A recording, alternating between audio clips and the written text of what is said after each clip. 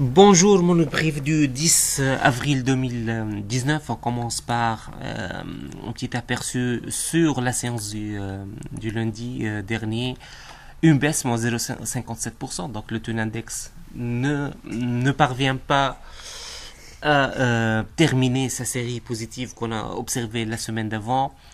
Il a perdu 0,57%. Il a réduit les gains du mois d'avril à 0,97% avec une contre-performance annuelle de moins 4,73%. Globalement, le marché reste peu dynamique, moins de 3 millions de dinars d'échanges.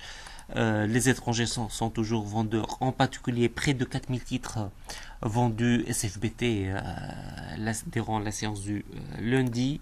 Les meilleures performances, Servicom plus 5,12%, 0,82 dinars pour le prix d'action. Il y a de l'engouement sur Tunisie Valeur, plus 4,42% après ce projet d'attribution d'actions gratuites. Côté baisse, l'ATB moins 3% à 3 dinars 27 et Tunisie Leasing à 10 dinars 250 moins 2,93%. Il y a également l'Abiat, moins 2,62%, 114 dinars 900. Donc le titre, il a vraiment pesé sur le Thune Index. Côté actualité, il y a d'abord le dividende de l'UBCI, donc 1 dinar 2.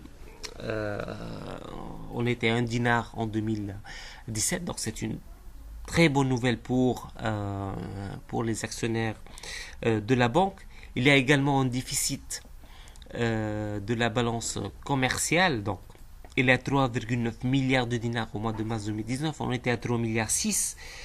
Bien sûr, c'est un déficit qui s'élargit encore avec un taux de couverture à 74,9%. C'est une légère amélioration puisqu'on était à 73,6% une année auparavant. La reprise des exportations des phosphates continue et contribue à atténuer la hausse des prix des carburants, donc essentiellement le pétrole.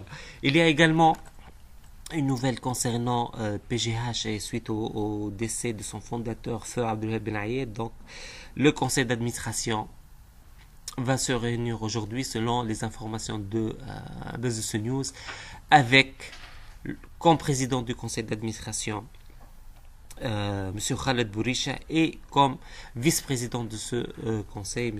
Ahmed Bouzganda. Enfin, il y a donc le FMI. Le FMI, donc, il a publié hier un communiqué de presse. Dans ce communiqué, il n'y a pas d'engagement pour libérer ou bien d'un accord pour libérer la tranche du crédit.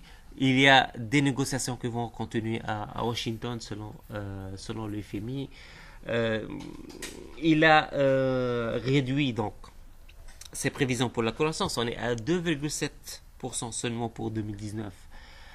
Sachant qu'on est à 3% pour le projet de la loi de finances. Pour le FMI, sa recette est simple. Réduire le déficit budgétaire, renforcer les recettes en devises, garder une politique monétaire restrictive et réduire les subventions énergétiques. Bien sûr, il a insisté sur la nécessité de continuer à soutenir les familles et les classes sociales vulnérables et fragiles. Une phrase très importante dans le communiqué du FMI, c'est que les réformes seront douloureuses pour la Tunisie et donc dans une année élective, on ne sait pas comment ça va passer. C'est ce qu'on a pour ce matin. On vous souhaite une excellente journée et à demain.